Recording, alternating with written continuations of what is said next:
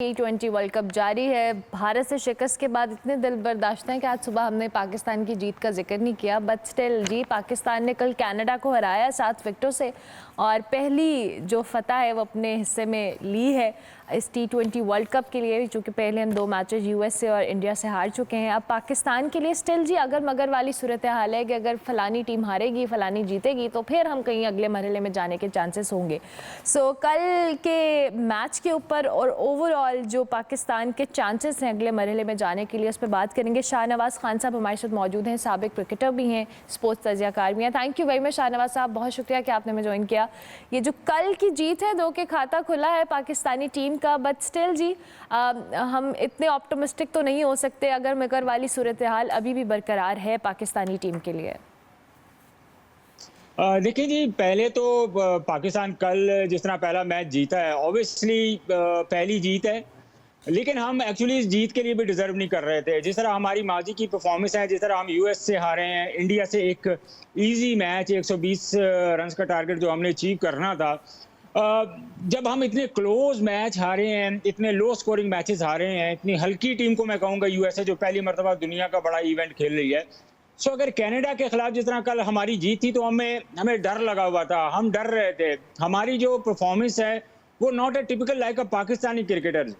इस वक्त एक्चुअली जिस तरह कल 106 रन का टारगेट था तो कोई बड़ा टारगेट नहीं था। कल मैंने देखा जिस तरह रजवान फंस के खेल रहा था, नो डाउट उन्होंने 50 रन किए हैं, वेरी गुड, एक अच्छा साइन था। लेकिन ये इनिंग्स उनकी ड्यू थी इंडिया के खिलाफ, क्योंकि इंडिया के खिलाफ उन्होंने मैच बनाया था तो उनको मैच फिनिश करके जाना चाहिए था। और कल हमने देखा कि एक बहुत छोटा टारगेट था जो मेरा ख्याल है एज ए क्रिकेटर अगर मैं बात करूं तो मेरा ख्याल 9 से 10 ओवर्स के अंदर अंदर इनको अपनी एवरेज बेहतर करने के लिए इनको ये चेस कर लेना चाहिए था। बट अनफॉर्चुनेटली कल हमने भी देखा, हम कनाडा के खिलाफ खेल रहे थे, ऐसे लग रहा था जैसे हम ऑस्ट्रेलिया या इंग्लैंड के खिलाफ खेल रहे हैं। हमें डर रहे थे। जब तक हम अपने दिल से ये डर नहीं खत्म करेंगे ना, अब बड़े दिल से नहीं खेलेंगे, तगड़े होके नहीं खेलेंगे, तो बहुत मुश्किल है कि जो आने वाले अगर इफ एंड बट पे तो हम फंसे हुए हैं। अगर अल्लाह करे हम क्वालिफाई करते हैं नेक्स्ट राउंड के लिए, तो इस तरह की क्रिकेट अगर हम खेलेंगे तो बहुत मुश्किल है कि अगर इफ एंड बट पे, जैसे मैंने कहा कि अगर हम क्वालिफाई करते हैं तो बहुत मुश्किल है कि हम किसी अच्छी टीम का सामना करें वहाँ पे। ठीक हो गया।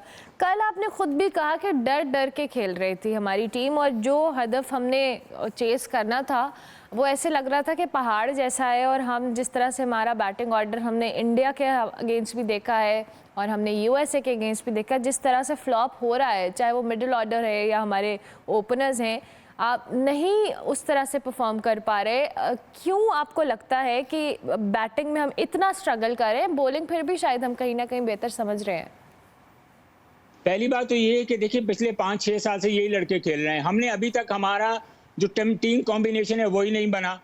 हम पिछले काफ़ी अरसा हमने 18-20 साल क्रिकेट खेली है, 7-8 साल हमें मीडिया पे आके बात करते हुए हर प्लेटफॉर्म पे कि भाई आपको मिडिल ऑर्डर पे काम करने की ज़रूरत है। अभी तक आप मुझे बताएं कि आप ये तवक्को कर रहे हैं कि इतनी मेहनत के बाद इतना बड़ा नाम पाकिस्तान क्रिकेट का पूरी दुनिया में, जो 2009 की T20 क्रिकेट की चैंपियन है, तो आप ये तवक्को करें कि उनके पास अभी तक मिडिल ऑर्डर में बैटर ही कोई नहीं है। भाई आपने अगर आपने ग्रास रूट लेवल पे काम किया होता, आपने जो डिजर्विंग प्लेयर थे जिन्होंने डोमेस्टिक में परफॉर्म किया, जिन्होंने फर्स्ट क्लास में परफॉर्म किया हुआ था, अगर आप उन लड़कों को चांस देते, उन पे स्पेंड करते, एकेडमीज में बहुत सारे कोचेज होते हैं, उनके साथ वो वक्त गुजारते हैं, तो ऑब्वियसली आपको अच्छे रिजल्ट मिलते हैं। अनफॉर्चुनेटली हमें नहीं मिल रहे। उसकी वजह यही है कि हमारा जो स्ट्रक्चर है क्रिकेट का वो उस तरह से नहीं है, हम ग्रास रूट लेवल से प्लेयर्स को उस तरह से ट्रेन नहीं करते। Thank you very much Shahnawaz साहब, बहुत शुक्रिया कि आपने ज्वाइन किया जी। क्रिकेट के हवाले से अपना तजिया दे रहे थे।